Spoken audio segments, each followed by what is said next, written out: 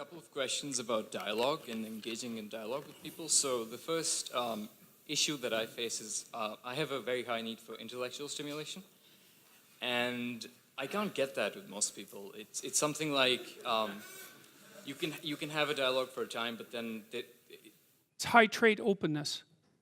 Yeah. But then they sort of run out of ideas, and they can't keep up, and it sort of falls apart. And I think this is a problem that intellectuals have quite frequently, is that they sort of, once they start reading difficult and rewarding stuff, they stop wanting to talk to regular people, and I think that contributes to the disconnect that you see between intellectuals and working class people and stuff like that. And the other question I had was about... Okay, wait, I don't know if that's a question. I mean, I believe there's a question in there, but The question is, how should we address that? How should I address it? And is that something that can be addressed? Well, part of the answer to that is that's what the universities were for.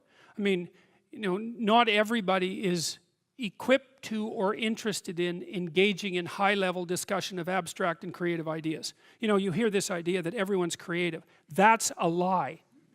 It's as straightforward as that. True creativity is very, very rare.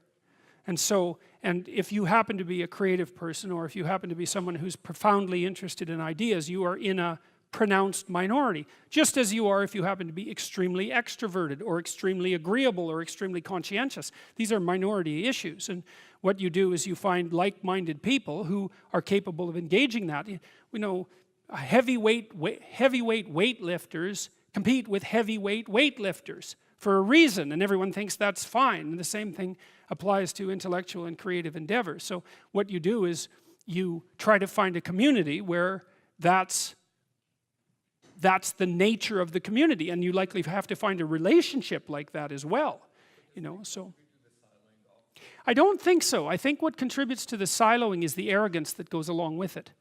Because if you can be interested in ideas and you can be creative, well, that's the arrogance of the intellect, right? That's the thing the Catholic Church had warned about for centuries, is the arrogance of the intellect. So because if you're wise as well as smart, and there is no relationship between being smart and being wise, they are not the same thing. There's no quick pathway from smart to wise. And many of the people who I've known who were very wise well, some of them were intellectually impaired and were still wise, you know. So it's the arrogance that brings up the block. And I see this, for example, happening in the United States in particular, because the last time I went down there, for example, I had friends down there, and some of those friends are very, very smart people, and some of them were talking about the Trump voters, and they were talking about the Trump voters with contempt. And I thought, you better watch that, because that's 50% of the damn population. And it might be convenient to think that they're stupid and beneath you, but it's not conducive to a civil state, and there's no evidence that it's true, because there isn't a straight line between intelligent and wise.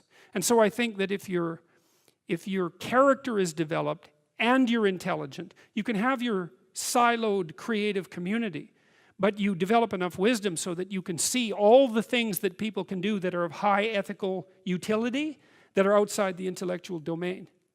You know, and I think that's why in the New Testament, I think that's why Christ is a carpenter. Right?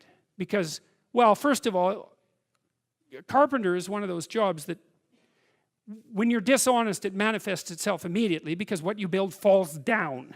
And so if you're an honest carpenter, you build a good house. So there's a nice metaphor there. But it's also a warning, in some sense, against the equation of intellectual brilliance with moral superiority.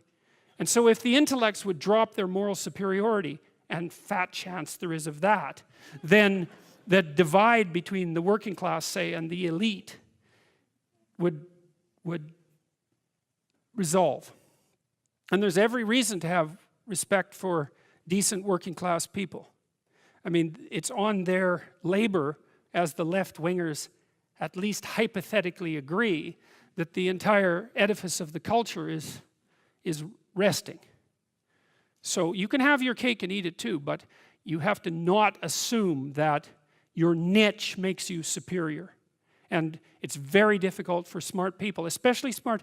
There's this scene in Nietzsche's, it's in Thus Spake Zarathustra, where Zarathustra, the prophet, comes down from the mountain, and he comes into a public square, and there's this crowd around this little midget who's only about this high, who has a gigantic ear, and everyone is marveling at him. Well, that's what the modern intellect is like. It's a midget with a giant, well, mouth generally, not an ear. And the being is underdeveloped, but the intellect is hyper activated. And it makes the person extraordinarily unbalanced. And it's partly because they can't compete outside the intellectual realm. And that makes them very bitter, because they tend to think, well, God, I'm so smart, everything should just come to me. It's like, sorry, that's not how the world works.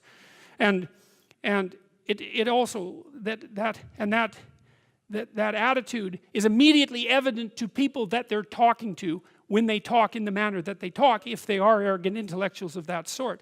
You see that in, The Simpsons did a good job of that with Comic Book Guy, right? I mean, he completely useless in every possible dimension with an IQ of about 160. And it's very annoying to people who have an IQ of 160 that they can also be completely useless.